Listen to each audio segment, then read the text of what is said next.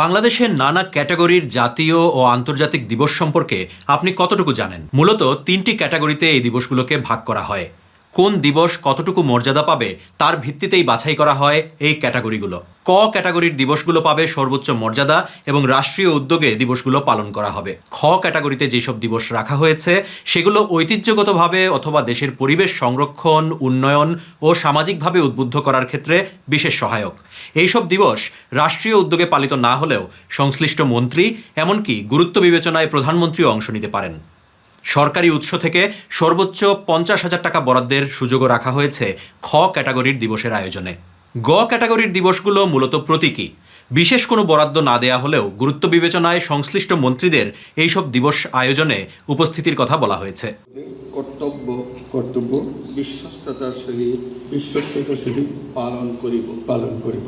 আওয়ামী লীগ সরকারের পতনের পর 2024 সালের আগস্টে দায়িত্ব নিয়ে অক্টোবরেই বেশ কয়েকটি জাতীয় দিবস বাতিল ঘোষণা করে অন্তর্বর্তী সরকার। এর মধ্যে ক ক্যাটাগরিতে থাকা শেখ মুজিবের পরিবারের অন্য সদস্যদের জন্মদিবস তো ছিলই, বাতিল করা হয় ঐতিহাসিক 7 মার্চ, 15 আগস্টের জাতীয় শোক দিবস, এমনকি 4 নভেম্বর জাতীয় সংবিধান দিবসও। 15 আগস্টের ক্ষেত্রে বলা হয় উচ্চ আদালতের চূড়ান্ত আদেশ সাপেক্ষে দিবসটি উদযাপন বা পালন না করার সিদ্ধান্ত গৃহীত হয়েছে। খ ক্যাটাগরি থেকে বাদ দেয়া হয় 12 ডিসেম্বরের স্মার্ট বাংলাদেশ দিবসও। অন্যদিকে 2025 সালের জুলাই মাসে 16 জুলাই জুলাই শহীদ দিবস খ ক্যাটাগরিতে এবং 5 আগস্টকে ক ক্যাটাগরিতে জুলাই গণ অভ্যুত্থান দিবস হিসেবে পালন করার নির্দেশ দিয়ে প্রজ্ঞাপন জারি করে অন্তর্বর্তী সরকার। সেপ্টেম্বর মাসে ক ক্যাটাগরিতে নতুন আরেকটি দিবসকেও স্থান দেয় অন্তর্বর্তী সরকার। প্রথমবারের মতো ক ক্যাটাগরিতে অন্তর্ভুক্ত করা হয় লালন সাঁইয়ের তিরোধান দিবস। শপথ করিতেছি যে নির্বাচনে জিতে বিএনপি সরকার গঠন করার পর জাতীয় ও আন্তর্জাতিক দিবস সংক্রান্ত আগের প্রজ্ঞাপন বাতিল করে 11 মার্চ নতুন প্রজ্ঞাপন জারি করেছে মন্ত্রিপরিষদ বিভাগ।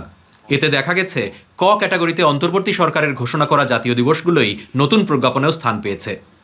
আওয়ামী লীগের শাসনামলে নতুন করে ক ক্যাটাগরির মর্যাদা দেয়া জাতীয় বীমা দিবস ছাড়াও 25 মার্চ গণহত্যা দিবসও জাতীয় দিবস হিসেবে পালিত হবে। বিভিন্ন ধর্মের প্রধান উৎসব এবং বাংলাদেশের ইতিহাসের গুরুত্বপূর্ণ দিবসগুলো ক ক্যাটাগরিতেই পালিত হবে।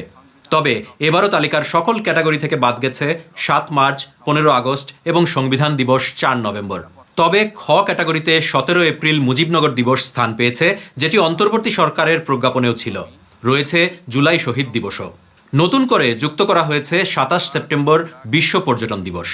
গ ক্যাটাগরিতে স্থান পেয়েছে নতুন দুটি দিবস, পিলখানার হত্যাকাণ্ড স্মরণে 25 ফেব্রুয়ারি জাতীয় শহীদ সেনা দিবস এবং 23 মার্চ বিএনসিসি দিবস। তবে অনেক উল্লেখযোগ্য বিষয়ের একটি হচ্ছে, এর আগে বিএনপি সরকার ক্ষমতায় থাকাকালে 7 নভেম্বর জাতীয় বিপ্লব ও সংহতি দিবসে সরকারি ছুটি থাকলেও এবার এই দিবসটিকেও নতুন প্রজ্ঞাপনে কোনো ক্যাটাগরিতে অন্তর্ভুক্ত করা হয়নি। 1975 সালের 15 আগস্ট একদল সেনা কর্মকর্তার হাতে শেখ মুজিবুর রহমান সপরিবারে নিহত হওয়ার পর অভ্যুত্থান পাল্টা অভ্যুত্থানের মধ্যেই ক্যান্টনমেন্টে বন্দী হয়েছিলেন বিএনপির প্রতিষ্ঠাতা তৎকালীন মেজর জেনারেল জিয়াউর রহমান। পরবর্তীতে জাসদ নেতা কর্নেল তাহেরের নেতৃত্বে অভ্যুত্থানে 7 নভেম্বর মুক্ত হয়েছিলেন জিয়াউর রহমান।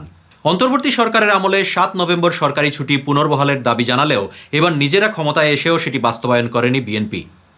অন্তত মন্ত্রিপরিষদের সবশেষ প্রজ্ঞাপন সেটিই বলছে।